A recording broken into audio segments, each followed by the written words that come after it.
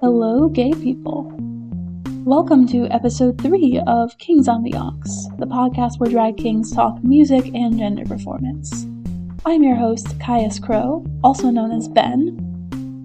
Before I introduce my guest, I want to provide a quick technical note.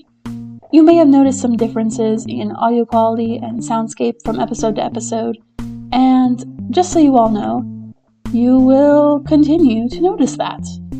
We have 3 episodes out right now, and every single one was produced in a completely different recording environment. On episode 1, Twisted and I were in his apartment, sitting on the floor, taking turns on one microphone. For episode 2, Abel and I recorded on Zoom on separate mics. Now for episode 3, this time we had access to an actual studio setup. Very exciting, very official. But I make these recording decisions session to session based on what is convenient for my guest and possible for me. Like Abel and Willing said last episode, drag kings are resourceful. There is no one format that will always work or any one format that will never work. So as I keep on booking guests, I will offer them all of these options, and maybe some new ones if they become necessary. Which means the only consistency you can expect from us is change. If it becomes really distracting for anyone, I'll take suggestions for sure, but I don't think we'll have any huge issue. If you're really into podcasting or sound design in general, maybe you'll enjoy guessing where and how we recorded each episode based on what you hear in the background. But chances are, most of you listening won't think about this information ever again. And that's okay. So, done with that, let's move into drag. My latest guest is one of my first friends in drag, Dean Heartthrob. He's made a name for himself in the Cleveland and Pittsburgh scenes. He was crowned Mr. Unique in 2023, and he now produces shows with his partner Sam in Damn Productions. I knew I wanted to have Dean on the show early on, because he was actually the first entertainer to ever introduce me on the mic.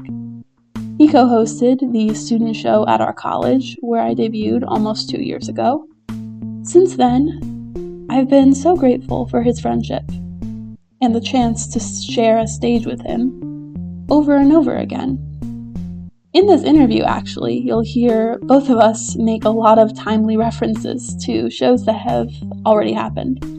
So, I should say, Dean and I recorded this episode hours before we both performed/competed in Spelling is Fundamental, a drag spelling bee show hosted by Omega and Serotonin.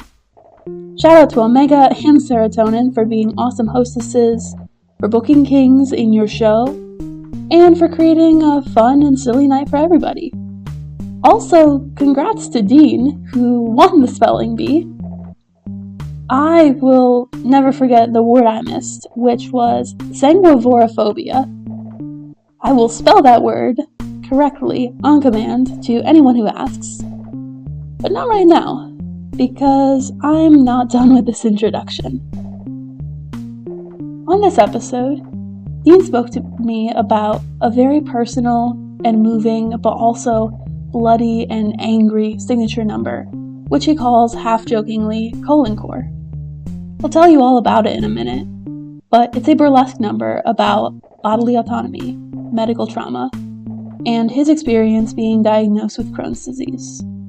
Dean has shared some of this story with me in the past as he was going through it all. So I feel honored that this podcast can showcase his voice and his experiences now. Take a listen.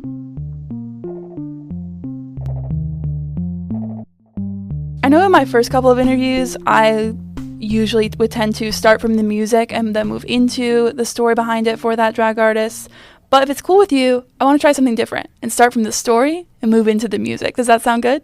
I think that fits exactly. You're reading my mind, so I think that's good. Yeah. Okay, perfect. We're on the same wavelength. So tell me why you created this number. Why did you want to do COLONCORE?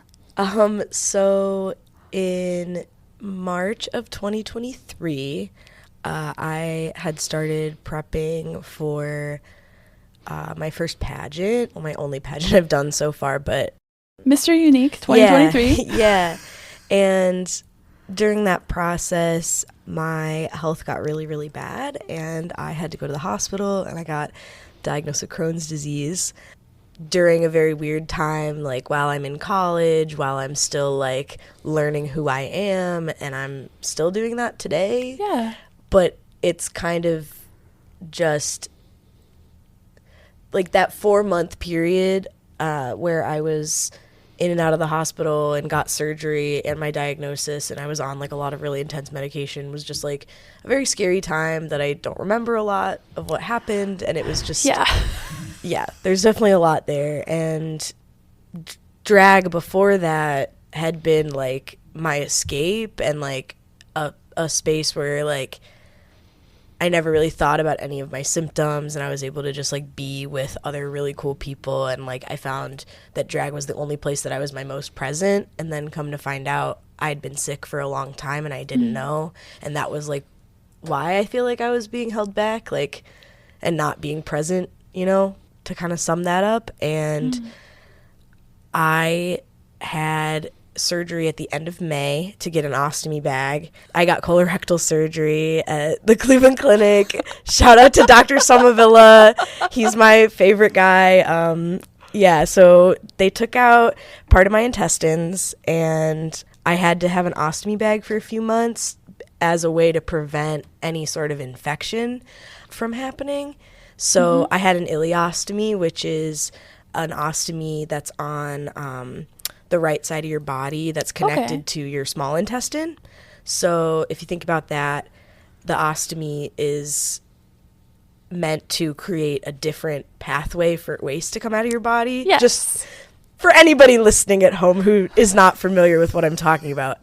So they cut my digestive tract off at my small intestine, and it was on like the right side of my stomach coming out of my body, and I had this bag.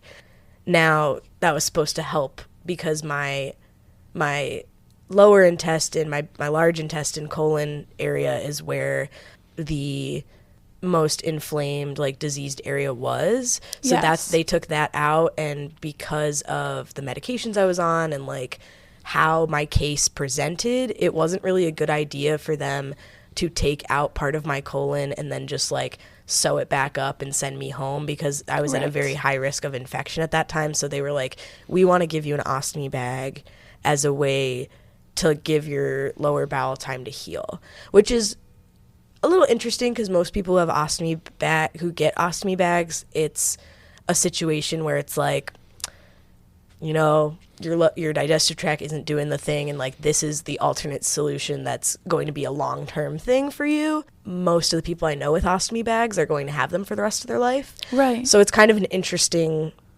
thing to go through. And I only had it for 3 months, which is a very, very quick turnaround. So I didn't even have time to like process it by the time it was over, if that makes sense. Yeah, it does. And I took a break from drag during that time because that was also when I started having like mobility issues, and it was just harder for me to get around. And I was like, well, I definitely can't perform in the way that I used to. But I did perform a couple of times because I couldn't stay away, I guess. Right. And then after that, I was booked in a local burlesque festival in October of 2023. And I had been booked in it for about 6 months, so like before I had gotten diagnosed. And I wasn't going to do burlesque. I had like a burlesque style number I was going to do. And then I ended up pivoting because I couldn't do that number to the capacity that I used to be able to because of my mobility. And then I took the very first number I did in drag and turned it into a burlesque routine, and made pasties for the first time, and like got more involved with talking to other burlesque entertainers and stuff. And so I think that was important as like my first big step back into the drag and burlesque scene of like, okay, like all this really, can I swear? Yes. It's an explicit podcast. Okay. All of this really shitty, for lack of a better word, stuff that happened to me definitely fucked with like my own self-image and all those things. So I think it was interesting that I like found burlesque at a time where I was like really mad at my body and I was frustrated. And I still like, at the time my scar was like a month old, so it was still like fresh enough that I had to, like, my closure scar was still fresh enough that I had to put a Band-Aid over it when I performed, because I just didn't want to accidentally touch it or anything. So I was like, because like it was still healing, so it was, I don't know, so it was interesting to be able to like come back to drag in a way where, okay, I'm being incredibly vulnerable as a burlesque entertainer. Definitely. Start doing that. I'm yapping. This is a lot of background, but no, I want all of the background. That's why we're here. Well, at that time, I don't even know where I had gotten this idea, really, but I was like, you know what? I think it'd be really cool to do like an ostomy kind of thing. Yeah. And that fall as well of 2023, I had started incorporating a little bit of gore in some of my numbers, and so I didn't, like, as like a, like, started with fake blood and just like tried it out in a number or whatever, and then it kind of developed into like, okay, well, what if I had an ostomy bag and I literally ripped my own guts out and bled out on stage for the sake of performance? And then I got booked in a show where the vibe of the show is that you are bringing like your nastiest, like filthiest, kind of like grittiest type of performance to the stage. Yes. And it was packed. Like, I'm sure that there was, like, the first time I performed this, it was like packed. And I honestly, like, I still to this day get comments from people who were there that night who said that I was like one of the highlights of the evening for them. Aww. And I also get a lot of comments when I am vocal about what I'm going through. I've gotten people who come up to me who are like, oh, my son has Crohn's, or my sibling has like, there's a lot of feedback I get like that.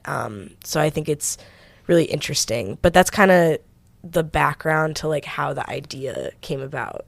I also want to mention, I did not know I was getting an ostomy bag until 2 weeks before I got one. Wow. So, and on top of that, I had no idea what Crohn's was when I got diagnosed. Yeah. So looking back at my life and my symptoms over time, it definitely makes sense and I can connect the dots. But medical trauma is a very just serious thing that like everybody has different layers to it. And I think even not one provider like was mean to me or like mistreated me in that way, but your body is physically going through trauma, and hospitals are scary, and it's, you know, it's hard. But actually, I believe my costume for this number, the hospital gown, I believe I stole from the first hospital visit I went to. There's this amazing women's hospital in Pittsburgh called UPMC McGee, and they took such good care of me. And I was like, you know, I was like, that was the start of me going, you know what, this is coming home with me at the hospital. So every time I've been in the hospital, I end up leaving with like, well, okay, like my insurance is paying all this money for all this stuff. Like, I'm going to steal a box of gloves. Like, Cleveland Clinic will be fine. Definitely. But yeah, I was like, they don't need this stinky gown. I'm going to use it for a drag number or something. And that was literally that was the first thought, was maybe I'll use this for a routine or something. Like, I just had I didn't even know. I was just like, let me just take it with me. Yeah. Like, I just was like, let me just do it. Like, I don't really know. I just like thought that would be a good idea, and I didn't really think about it. Well, it paid off. Definitely. Because you have that costume piece, and you have that history of the inspiration behind the number every time you do it. That's awesome.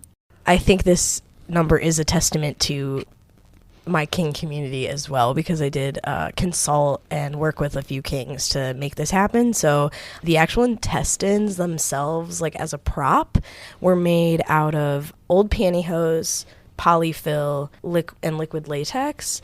So Big Top and Marquis Gaylord have both made fake intestines before. So obviously they were the first people I messaged, and they both, like, you know, told me what materials to use. So I was able to even like begin, because I was like, well, I want it to look kind of like how big tops look, but I know Marquis like a really amazing prop person, so like wanting to get like feedback from them, and it worked out pretty well.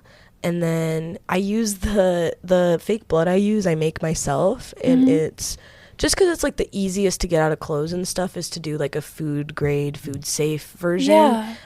Is typically like the easiest way to get out of your clothes, and it is the most sticky, but it is realistically the least messy because it's corn syrup basically.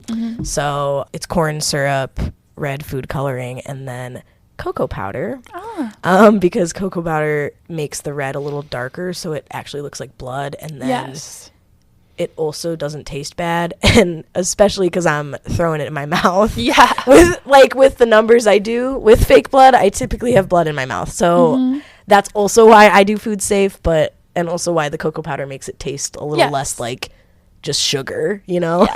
But that also kind of acts as like, I actually use a real ostomy bag for it. And what I do is I pour some fake blood mixture in there as like a lube because it's dry.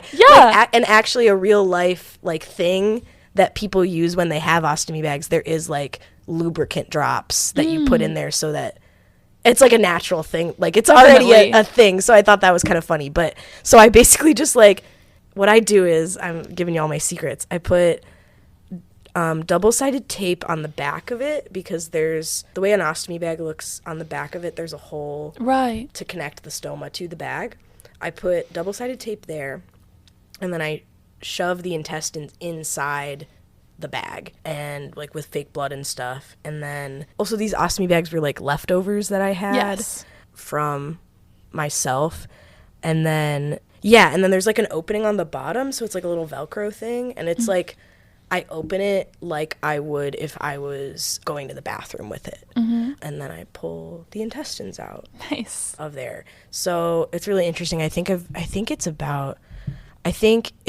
really tight, and it's like interesting because it looks like my bag is full. Like once I take off the gown and you can see me in a bra and underwear, and with the bag looks huge. So it looks like something's wrong, which I think is interesting, but I'm able to like fit like 2 to 3 feet of intestines in there and fake blood. So I think that's pretty cool. And then the other king I want to shout out, Tommy Knockers, everyone's favorite, one of Cleveland's favorite uncles.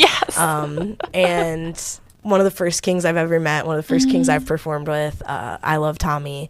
He's amazing. Outside of drag, he's a nurse practitioner, which I think is really cool. We talk about that sometimes, and this actually came up in our conversation. So he's familiar with ostomies and stomas, and so I don't know how I decided to text him, but I texted him, and because he has experience with liquid latex and like prosthetics and special effects makeup. And so I was like, okay, so I want to make a realistic stoma. What do I do? And it's basically a packing peanut, unwound cotton balls around it, covered in liquid latex.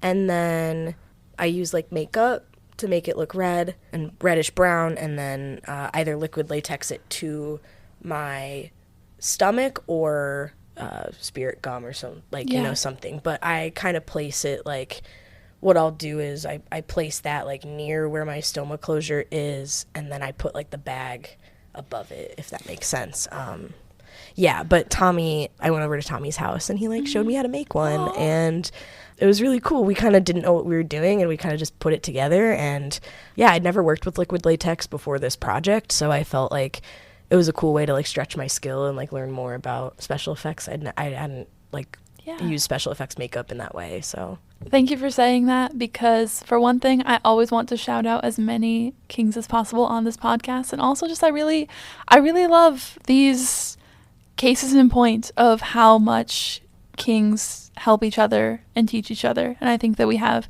a really awesome king community. So thank you. I want to connect back to something that you were saying while you were talking about the background about burlesque, like just the whole experience of coming to burlesque at a time when like being in your body and like self-perception of your body was itself like kind of traumatic and kind of a mindfuck at times. Can you talk some more about what bringing this experience into not just drag, but specifically like a drag and burlesque format has felt like for you? Yeah, that's really interesting. I feel like burlesque, like experiencing burlesque with a drag and drag king specific lens, I think gives me an interesting perspective, like coming to the table at all. And since then, my burlesque style has evolved to be very feminine. So I think it's interesting. I still identify with being a drag king, and I use he, him pronouns in drag. But then I think that's part of that, like, gender mindfuck of that. And I think what was appealing for me to take off my clothes in front of people was the other amazing burlesque entertainers that I already knew, because I think Cleveland's burlesque and drag scene already has a good connection. Definitely. So I had already started to meet folks like Bella Sin and Lola Loveletter and Dusty Bucket, even a drag performer who does burlesque and sometimes, and even like my drag mom Pineapple like has done performances that are definitely like the intent of I'm gonna strip. Like, that's the intent of the number. So I just, like, felt like, okay, well, this is a space that I can be comfortable. And I kind of just thought it would be fun. And I don't even remember if I, like, thought much about it at the time. And then I think the reason I felt comfortable is because I knew I was going to be in a room full of gay people at No Class. Like, it was, and I think that was also the start of, like, my love for No Class and, like, my love of being there and feeling comfortable and safe there. So I think especially like being raised and like socialized as a woman growing up, the experience of self-perception and like sex work and stripping culture that like we're taught about, I feel like, from a young age, because the world itself is very sexual, and like we're taught to like look down on people who are strippers or whatever and that kind of thing. And then there's a very huge focus on the male gaze.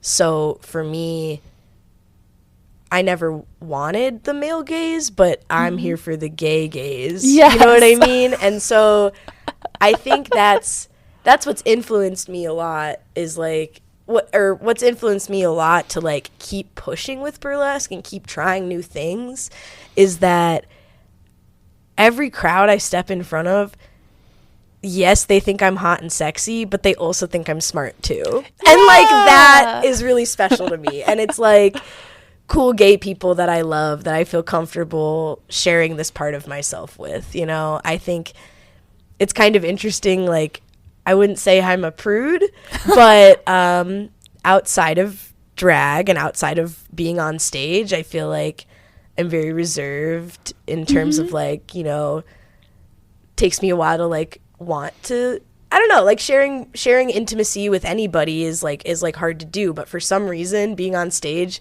like that's a different person, that's a different persona of mine. So I think it shocks people when I'm a little more reserved. Like I'm a little more reserved out of drag, I feel like, in regards to like sexuality, like in my daily clothes and stuff, or like how I engage with people and stuff. So I don't know, I think that's kind of interesting. And I've heard a lot of burlesque performers have a similar attitude towards like sex and how they see themselves versus like, you know, their onstage persona versus like their personal life. I can also connect to what you're saying about being more open, both more vulnerable emotionally and more open sexually in a stage setting than in your life out of drag. Like, I know for me personally, I like sometimes will deliberately cultivate like a distinct separation. Like when I'm at school or work or really anywhere out of drag, I am usually covered from like the neck down. Like I'm very conscious of like how much of my body I want like just an everyday passerby to see.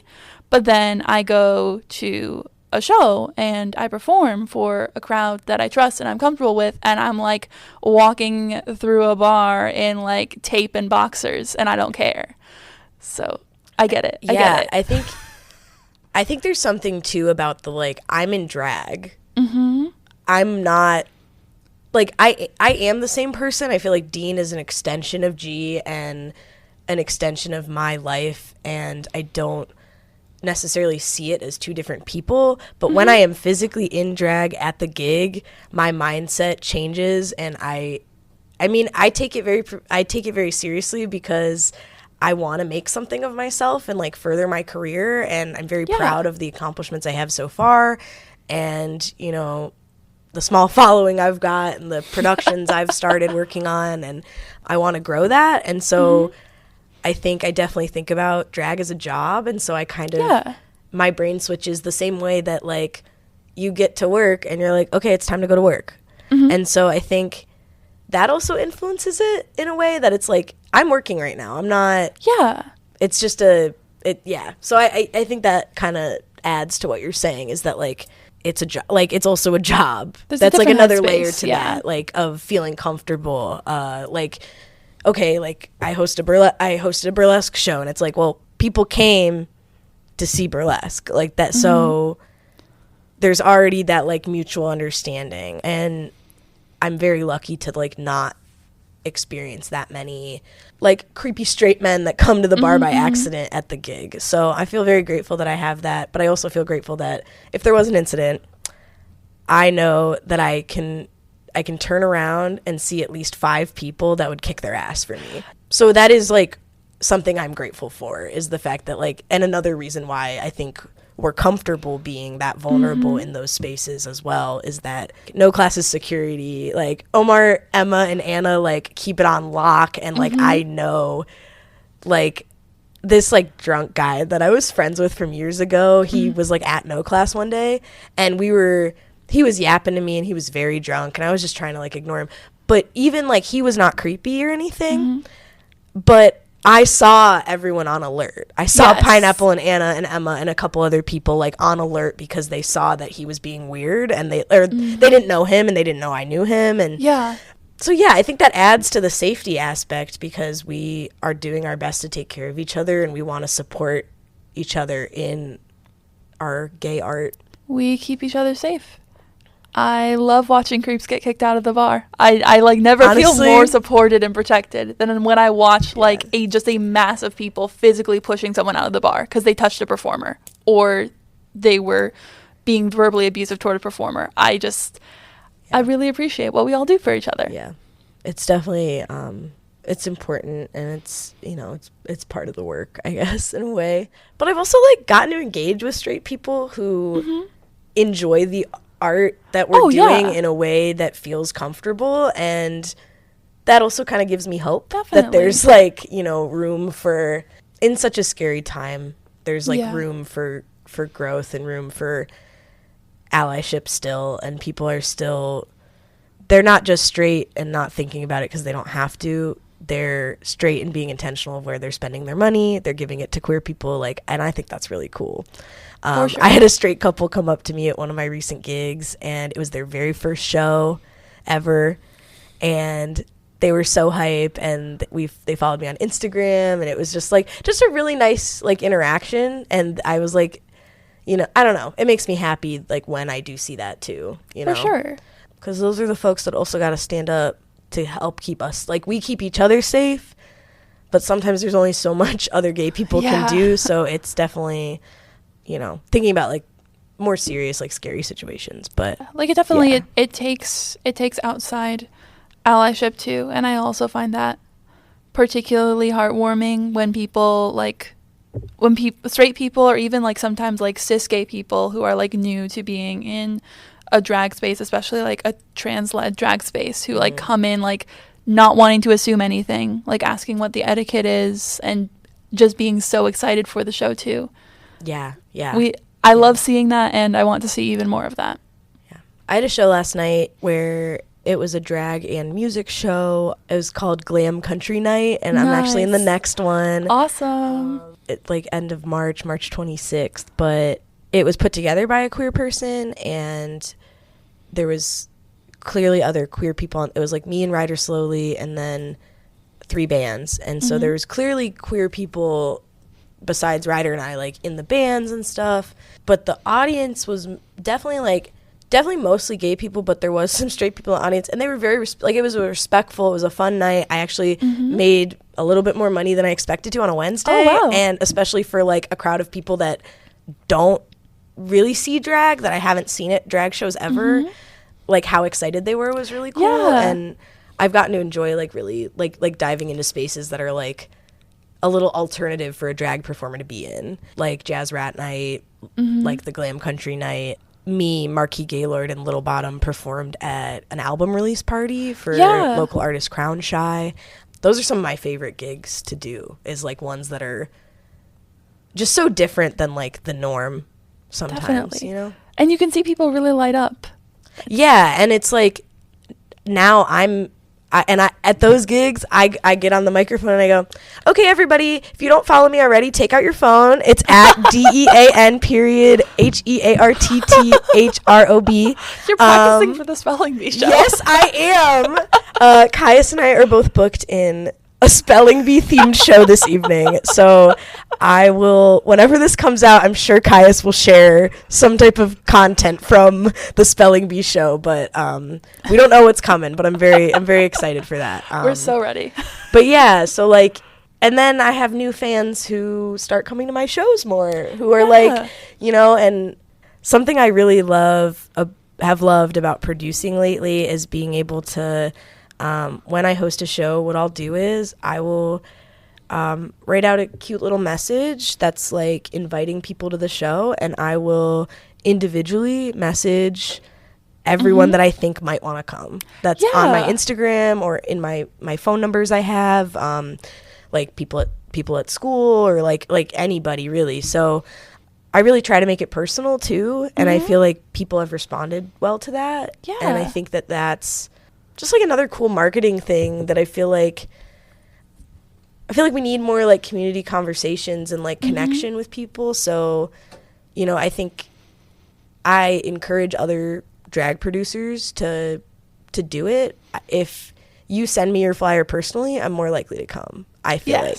And even if it is just, like, kind of a blanket kind of message of that it's obvious that you're sending it to multiple people, it's still the, like, intention of being like, hey, Caius, I'm going to invite you to my show. Like, I would love to see you there. And I genuinely mean it, because I genuinely, like, want people to come to the show to have fun, and I also want our performers to get paid, and I want to have a good time, and I like hosting and performing in a show where people are excited and the energy is good. So I want to cultivate a good event. So that's, like, I guess that's just one aspect of how I'm putting the work in to, like, cultivate the event that is what I want to be a part of. Yeah, that outreach and connection, I definitely think that it helps to build better communities and better shows. I agree. Yeah. We were talking about community, so I felt like... Oh, it absolutely ties in. Okay, cool.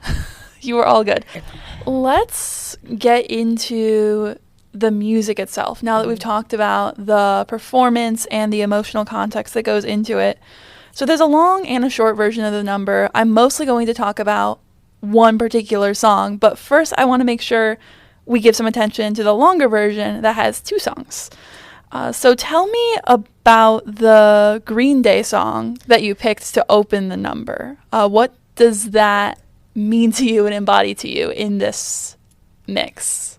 I want to say something before I get into, like, specifically Brain Stew by Green Day. Yes. I had the idea that I thought it would be really funny if I was on stage in a hospital gown and I included an audio clip, like, of, like, the beginning of a porno. I wanted to, like, talk about this. You get it. Yes. I feel like this is very important. It's very important. I really, really thought, because medical scenarios is a porn medical play genre, is a thing, is a porn genre, and I thought that was hilarious, like, the concept of that, like, because I'm getting naked, like, I was gonna strip, but I'm wearing a hospital gown. So, like, that idea was really funny to me. Unfortunately, I have not really, I did include a clip I liked, but that was the best one I could find. And it's a couple seconds. and I'm Yes, I'm probably gonna cut it in right about here. Well, you know what we need to do? We need to get you naked. It's important to me. Thank you for saying that. Yes, it is. It was very important to me too. So I was like, okay, I did not have a time limit the first time I performed this. So it was like, as long as you want. It is, like, I believe, 6 minutes and 23 seconds. I checked. Okay, cool.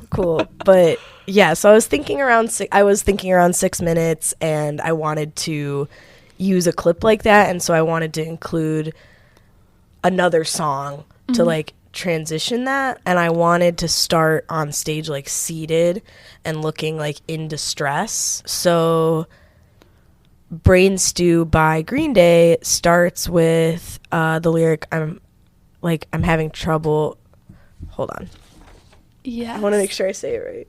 We're checking our references. Very responsible. Yeah, I want to read it correctly. Oh yeah, so I'm having trouble trying to sleep, I'm counting sheep but running out, as time ticks by, still I try. No rest for cross stops in my mind. On my own, here we go. So that's the first verse, and I did only use like the first couple verses of the song. Yeah. I cut it to get rid of some of the instrumental. But I felt like that verse specifically speaks to the like brain fuckery that has occurred for me in the last 2 years. Like, I feel like it really tells like, and it tells the scene of like me being sat in the middle of the stage in my gown, like with my hand on my head, and those are the lyrics I'm lip syncing to begin the number. I think it showcases the like level of distress that is like felt, you know, and like the song has a very like aggressive guitar, like a da da da da da, like it. That's it sounds like getting hit almost. Yeah, like, so it's a really aggressive guitar. Right, and so I think that whole vibe was exactly what I like wanted to kind of introduce the number. Definitely. And I really wanted to like actually have enough time to take the whole thing on a journey rather than just like I improvise a lot of my numbers, so I wanted to make sure that there was like a full story being told, and that it wasn't just like I got on stage, I was doing a little wiggle, and I took my bra off. Like, I wanted it to be very intentional and tell a story. So I was like, let me make sure I have enough time to be sat on the ground, to get up and do all this stuff, you know, all the stuff I wanted to do in my number. So yeah, definitely it gives you something of a prologue. It gives you emotional context. Yeah, I think prologue, that's a great word for it. That's a great word for it, because I feel like it's like you can imagine me sitting in my hospital bed, like feeling that way. Definitely. Yeah. I want us to take a brief digression into music more generally, because I know that like I've seen you do a few Green Day numbers. Like, honestly, when I think that's just something that reminds me of you. Like, literally when I was in your birthday show, I was like, okay, if this is like Night of 1,000 Dean Heartthrobs, I'm gonna do my Green Day number that I've been thinking about. So could you talk for a moment about why a lot of Green Day's songs resonate with your drag, and like what you see in that style of music? Yeah, so I think that, well, before I had met any local performers, I only known about Drag Race, you know, so very like didn't know what a drag king was, very vague kind of idea of what drag is, and very like a specific thing. I thought I wanted to be a femme performer for like exclusively before I even got into stuff. But anyways, so I met Pineapple Honeydew in like April of 2021.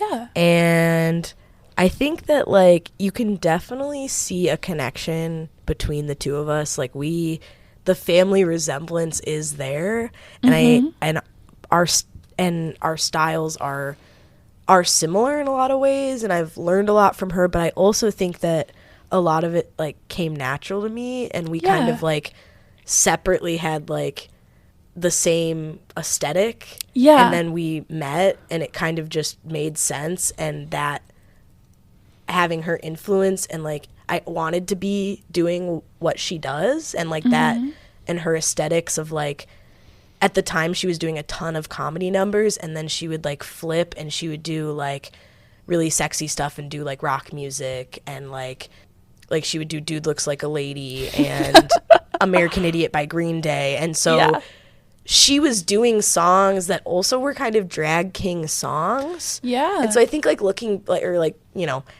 anybody can perform any song by any gender. I don't give a fuck. I think we can say that Pineapple Honeydew has drag king swag. If she wants it, she has it. Has drag king swag, and I've seen her perform as a drag king. It's so good. Is it bad to call your mom hot? I don't know, but I'm gonna say it. So, but we did it. It was too late. Well, you know what? And if you saw me, Pineapple, and my biological mother, who I have a good relationship with her, but like if you saw all three of us next to each other, you'd be like, "There's a family." Like, you know, this makes sense. But yeah, my mom has been called a MILF since I was in 7th grade. It's so I'm used to it now. I just get it. I get it in the drag scene too. Definitely. But, yeah, I don't know. And I also like my mom growing up really liked. Like, she introduced me to Panic at the Disco when I was, like, 7. Because, like, and I remember listening to I Write Sins, Not Tragedies when I was 7 years old in the back of my mom's car. And my mom introduced me to the band Cake. She introduced me to a lot of music that, you know, for lack of better words, before my time. Like, I didn't grow up. Like, I wasn't around when they got released. So it is interesting. I think so. There's like an aspect of my drag that has like a vintage aesthetic, but not.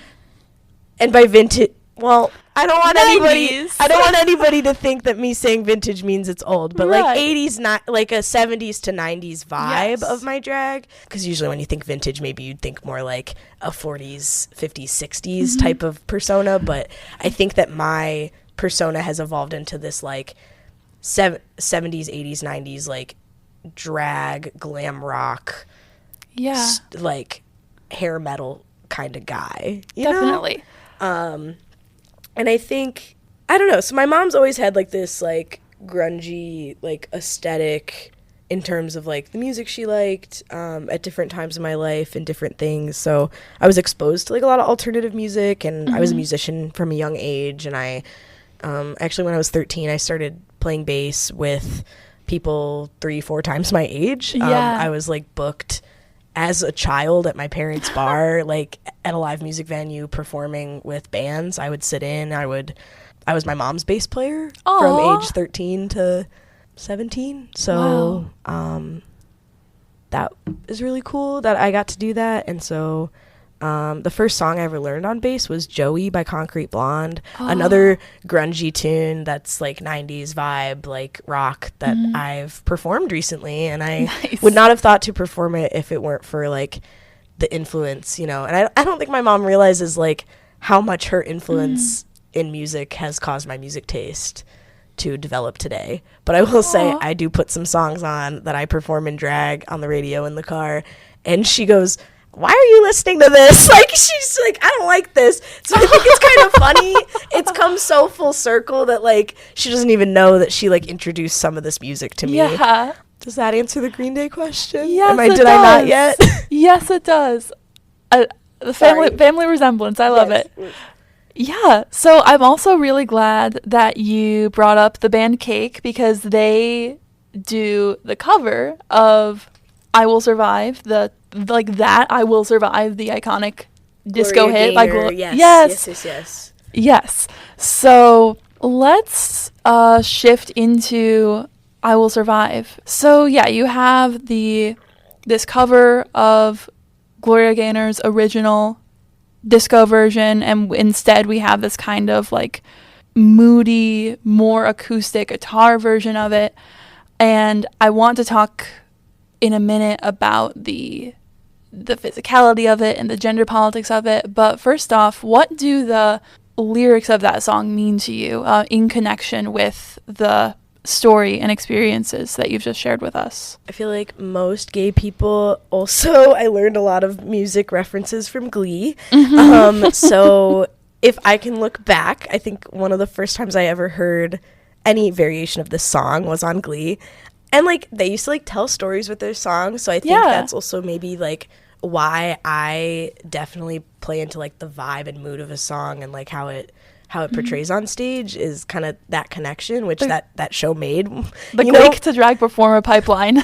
It's so strong. It's so strong. This is so embarrassing, but it's okay. I'm pretty sure, rest in peace, Naya Rivera, Santana sang I Will Survive on Glee. And it was more of the disco-y version, but it's a song I feel like originally is about being afraid of like leaving your partner and like what that looks like, and then breaking free from that and being like, well, fuck you, I'm gonna go survive and do it anyways. And I think that that's like a very strong message, like that Gloria Gaynor and the original producers like put together. And I think that definitely speaks to the female experience, and I can I can only imagine like she was a Black woman, so like more layers to that, and how that can speak to like a lot of times like people that are in bad relationships end up staying longer because they have to, or there's lots of different things, but there's a lot of stigma to leave relationships as well. It's very complicated, nuanced conversation that I don't I'm just like trying to recognize. I don't have like a ton of words to share on it, but I think it's important context with the song. Now the Cake version, I've done a few different Cake songs. It's probably one of my favorite bands. Actually, they were on my like top 5 artists last year, which was awesome. For the first year, it finally like switched up. But just like the vibe to me after like going through everything I went through and like listening to the song, and like you said, it's definitely a more moody interpretation of the original music. And I think for some reason that clicked in my brain that I was like, well, this is a love song, kind of like a breakup song originally. I'm having to take the time to process and learn about my body and my brain. And I think in a way there's definitely grief when it comes to diagnoses that people don't really talk about all the time. And I think that idea of the grief you feel in a breakup can also kind of be interpreted and applied to like your own personal experience with medical trauma or being diagnosed. And so it was kind of like, at the time it was like a February like love theme show, so it was kind of the general vibe was like anything that's like remotely related to like love, self-love, other people, like anything, hearts, whatever.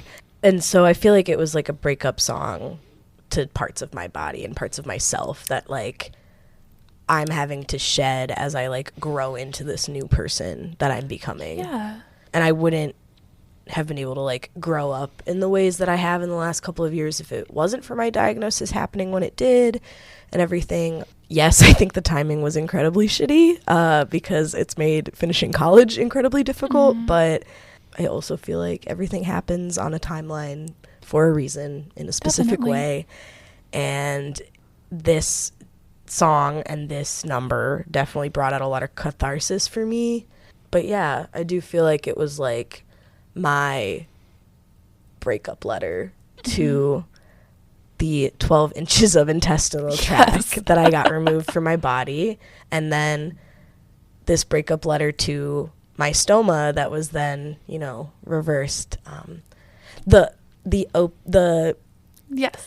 trying to get technical. The actual thing itself is an ostomy or an ostomy bag or an ileostomy in my case, but the actual like organ that's like on your skin outside of your body that connects your inside intestinal tract to like produce the, like to get rid of waste is called a stoma. Yes.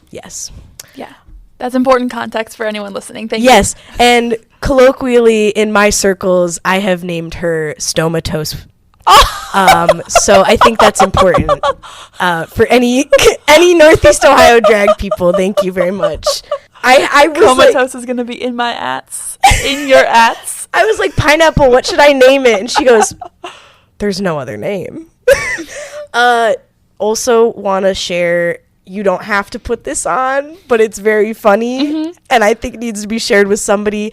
Pineapple referred to me lovingly as a faggot with a bag.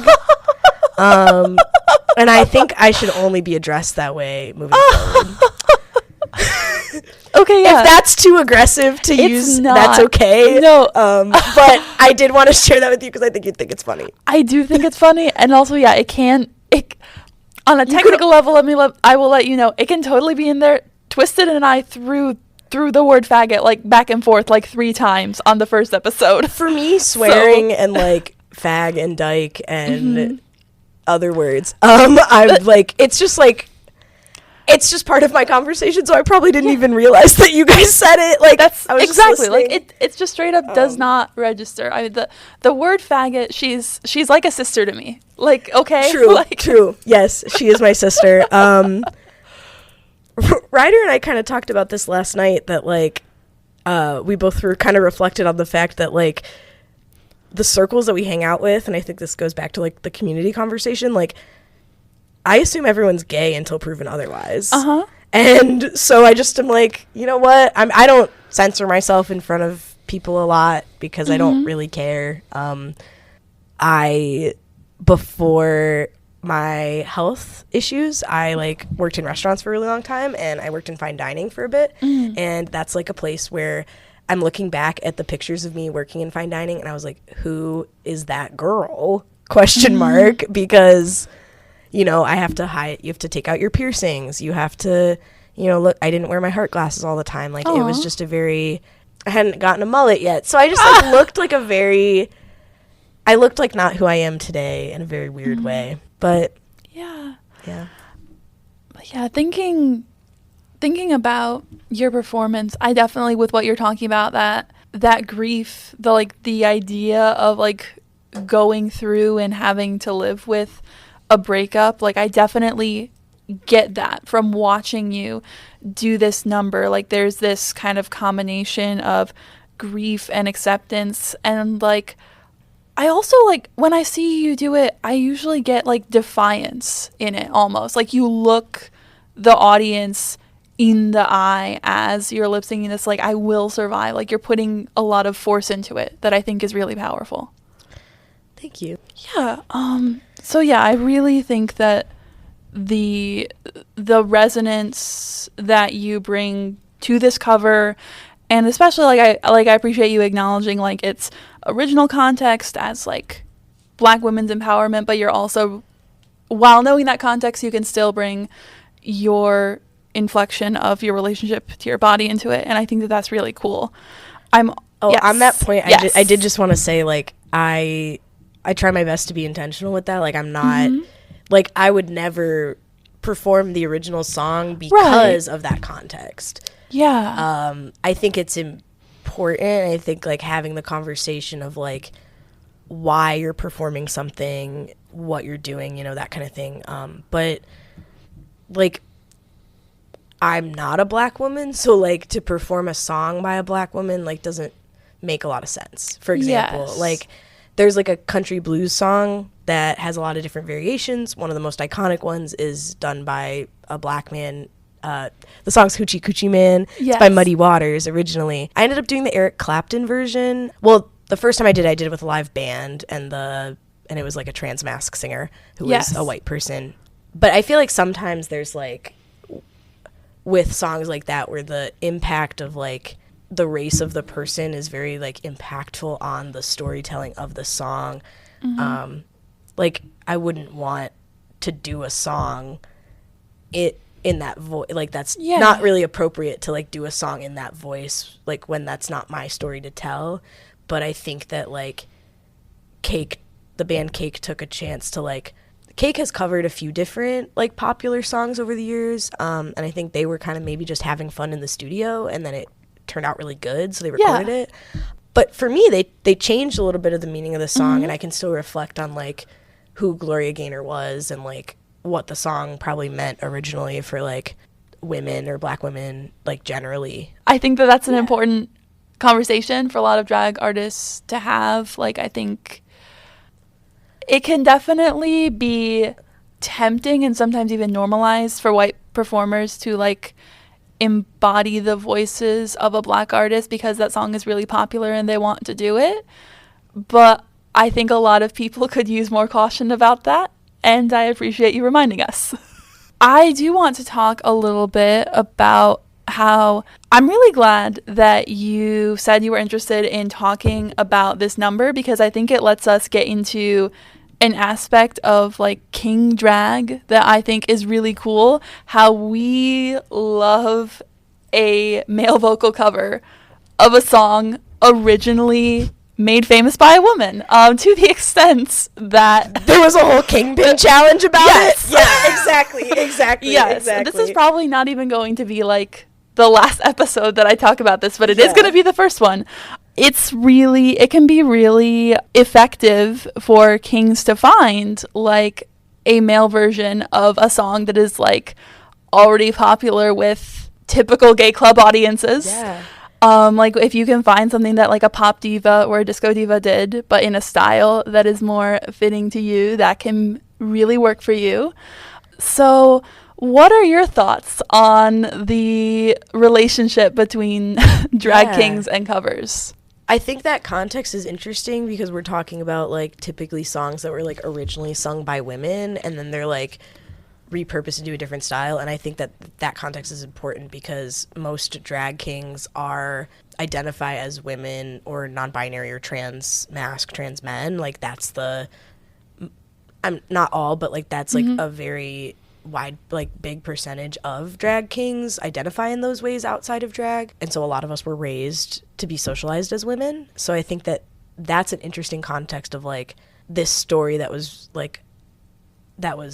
maybe more feminine originally is being portrayed in a like more masculine context and like reclaiming of gender roles kind of way. Yeah. Does that make sense? Definitely. And also Adam Lambert is a drag king as far as I'm concerned. So he is. Yeah. So and he does most of those covers. So he iconically like what Lady Gaga's "Marry the Night." I think he did "Believe" by Cher. Yes, I was gonna say Ryder's done that. Yeah, there's definitely more. Oh, also this isn't covering of a woman, but he's a part of Queen now. Yeah, which I think is interesting. Queen is drag king music. Yes, absolutely, I would know. And Freddie Mercury and Adam Lambert are both drag kings for sure. Definitely. Prince is also canonically a drag king. Yes. Thank you, Jace Blaze. I'm thinking about you. Oh, yes. No one can do Prince besides Jace. I love him so much. Definitely. Adam Lambert, thank you for your service to drag kings everywhere. Yeah. There are more people out there in the world that are drag kings that we're just not giving them credit for that. Definitely. Yes. Shout out to my cisgender drag kings. I love you guys too, I promise. But you guys are doing the work.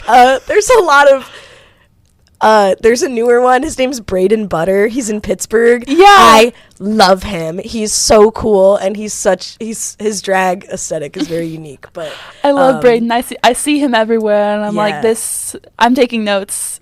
And like Starboy has performed as like a drag king clown, you know. Ooh, Notre Dame from Columbus. He now lives in Texas. I don't know if you know him, but he's really cool. Yeah. And, I've seen him around. There's an interesting gender fuck to me of being a cisgender man who says, I'm going to be a drag king. Like, and I feel like that's a very transgender thing. It is. Even if, you know. Every cisgender male drag king does have honorary T-boy swag. Oh, absolutely. Like, that's you can't be a drag king. Drag kingery is T-boy swag. Like, that's what it is. Yeah, for sure. Definitely. And I also genuinely think that it's like, one, it's so cool on a performance level, and it's also like, it reads to me as like such like an act of like allyship in a way where it's like, as we know, a lot of the times drag queens, particularly drag queens who are cis men out of drag, cis gay men out of drag, get a lot more of a platform than a lot of other drag performers. So I think when cis men take a look at the landscape of drag, and they're like, you know, I'm going to align myself with this more marginalized performer identity. Obviously, do the work and be respectful, but I think in and of itself, that's really cool. Yeah, like, they don't have to do that. Like, they don't at all, but they're embracing this exaggerated form of masculinity that it's not often rewarded in a performance setting. For sure. And they're still taking it on. So that's right. great. And I think, I think like, it's an interesting dynamic of, like, I think a lot of, like, why cis gay men are so popular as drag queens is that, in a way, it's like the public is looking at, like, oh, we're making fun of feminine things. Like, it's kind of a, like, oh, haha, a man in a dress. Like, I feel like there's a lot of that just existing in maybe, like, a more worldwide conversation about drag. And I think it's interesting, like, the misogyny that masculine presenting performers face because we don't have penises. I don't know. Yeah. But I'm still thinking about, like, I was talking about, like, packing in drag a while ago, and I know, like, Himbo, noted cisgender drag king Himbo, responded to it. Like, why did I not say Himbo? That is so rude of me. I'm so sorry, Himbo. Well, because he has such T-boy swag, I didn't even think about it. Sometimes probably we forget. Yeah. But no, yeah. It's my king. I'm thinking about him. Yeah. But no, yeah, what did he say? Does he say he doesn't pack? He was just like, I don't actually, wait, I think I have it screenshotted somewhere, and I'm going to give a dramatic reading before we continue.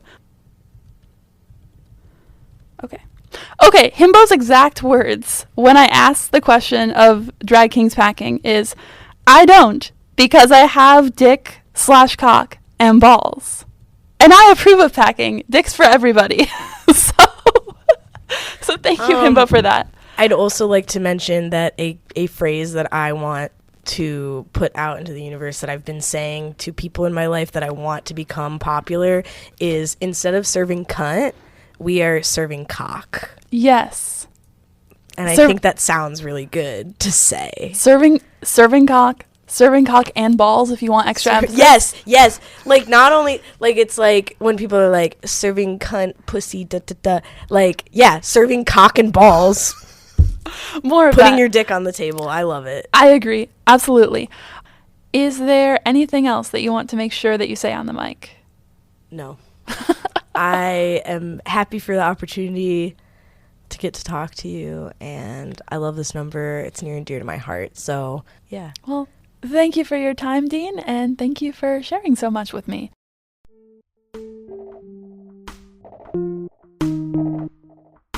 Thank you for listening to Kings on the Aux.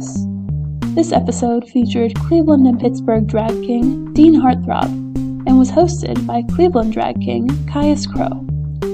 You can find Dean's looks, performance videos, and upcoming show dates on Instagram at Dean Heartthrob.